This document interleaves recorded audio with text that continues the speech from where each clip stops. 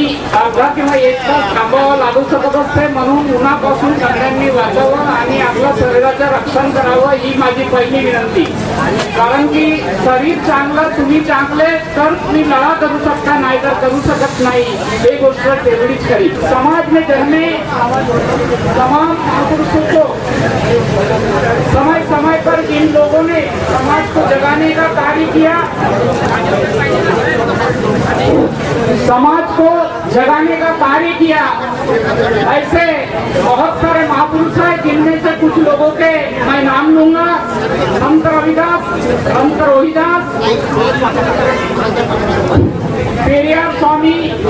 मैं यहाँ सबके सामने अंग्रेजों का भी सबसे बड़ा, अंग्रेजों को भी सैल्यूट करूंगा, क्योंकि उन्होंने सामाजिक व्यवस्था के परिवर्तन के लड़ाई में बहुत सारे कानून में बदलाव लाकर आप लोगों को बचाने का कार्य किया. इसलिए आज बाबा साहब अम्बेडकर संविधान भी लिखे. चट्टी के लोग मुझे अच्छा कहे, मेरा समाज मुझे नालायक कहे तो चलेगा. तो से मैं ओबीसी के भाइयों से इतिहास पढ़ने की अपील करता हूँ, और ओबीसी की लड़ाई, उनकी संख्या कहाँ आती है, उनकी जमात कहाँ आती है, आप भी मेरे भाइयों को ये नहीं मालूम कि उनको दलित के समाज में आता है, ओबीसी कैटेगरी में आता है.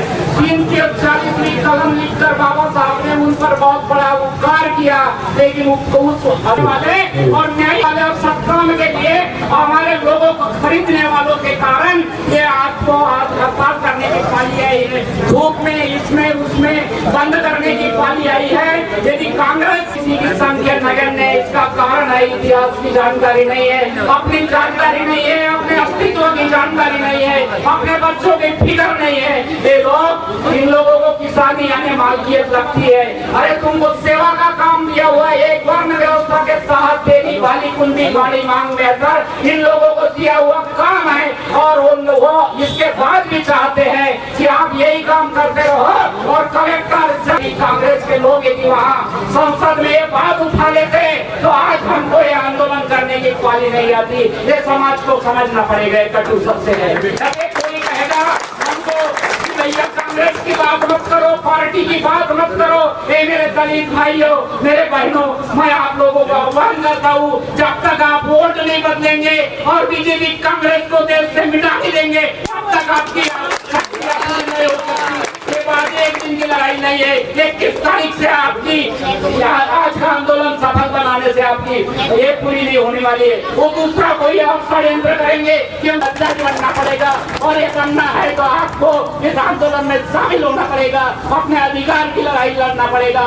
पहले ओबीसी पर अत्याचार किए इन लोगों ने, इन्होंने देखे कि 52% ओबीसी तो अलग हो गया, हम 15% हो गए, यानी 70% के तरफ हम हो गए. अब ये SC ST के लोग हमारा क्या बिगाड़ लेंगे. इसलिए इन पर भी अत्याचार करके उन्होंने 1 मई को, 1 अगस्त को नया निर्णय लिया और नॉन क्रीमिलियर के 8 लागू किए. और वहाँ पर भी वर्गीकरण समझाने के लिए बहुत समय लगेगा. शायद कुछ लोगों ने थोड़ा बहुत समझाया भी होगा. वर्गीकरण का अर्थ ऐसा है कि आज जिन लोगों को आरक्षण मिल चुका, जिन्होंने ले लिया है, उन लोगों को मिलेगा नहीं, नए लोगों को. और उसमें भी वो क्या करने वाले हैं, उनकी नीयत अच्छी रहती तो हम उसका स्वागत करते, लेकिन इनके नीयत में खोट है. इसके पहले भी ओबीसी के लोग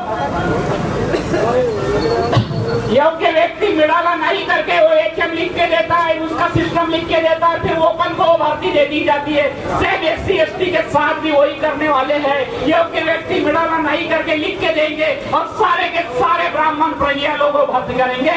ये इसका बड़ा अन्याय होने वाला है. आपको में बताना चाहता हूँ, आप लोगों को यदि समझ में आता होगा तो मेरी बात सुनना, याद रखना, और इसके बाद कभी भी कांग्रेस और बीजेपी को मतदान नहीं देने की कसम खाओ यहाँ, तो आपका आंदोलन सफल होगा, और नहीं तो नहीं हो सकता.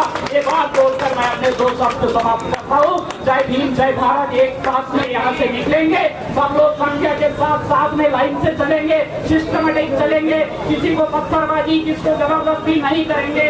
ये अपील करते हुए मैं अपने 2 शब्द समाप्त करता हूँ. जय भीम, जय भारत, जय ओबीसी, जय सेवा. सर्व बंधूंना